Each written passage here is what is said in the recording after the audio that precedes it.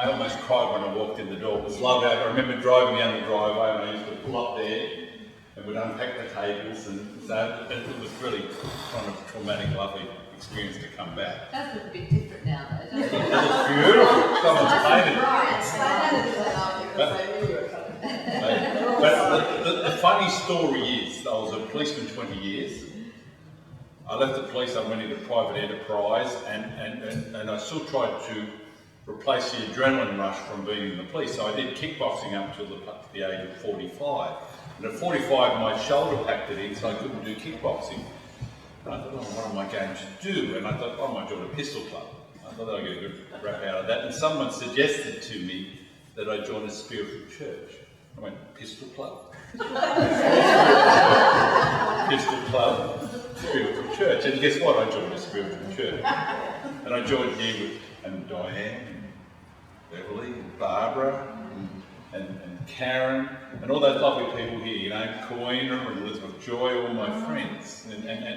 And it was a lovely experience where I met real people, and lovely people, and people who cared. And I'd come from the fast lane, I'd come from violence, and I'd come from all those wonderful experiences that bring you to learn so much about life.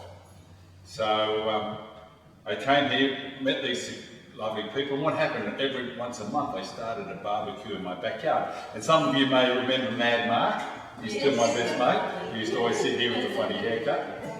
And we started a barbecue in my backyard, which we used to call a meditation night. And what we would do is, it was in Warwick Kappa's old house on the hill, up on the ridge, and it overlooked the Gold Coast. And what we'd do, we'd come and we'd have a barbecue, and then we'd all take turns doing a meditation.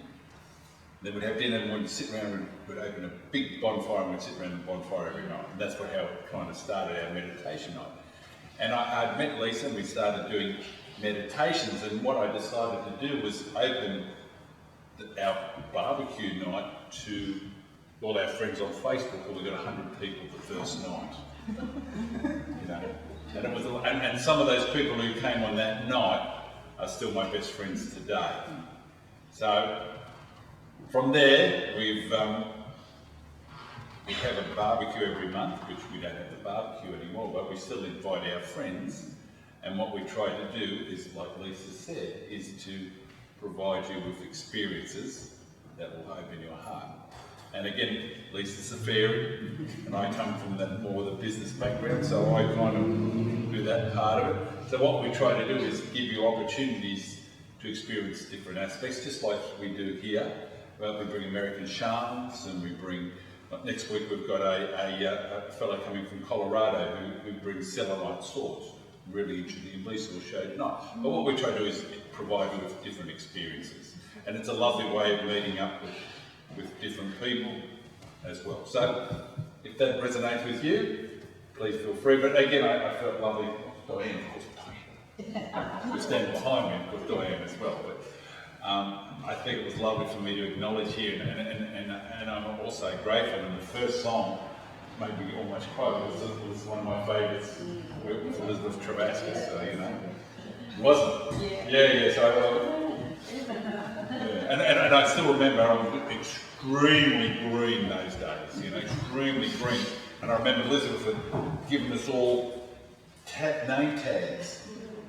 And I went to the back of the car and I lost my name tag. I came in and we had a little meeting, and she said, "Where's your name tag?" I just gave it to her. I went, "I don't know." and she went, "Go and check the boot of your car." And I went, "How do you know that, Michelle?" But thank you very much for letting me come back tonight, and thank you for this introduction.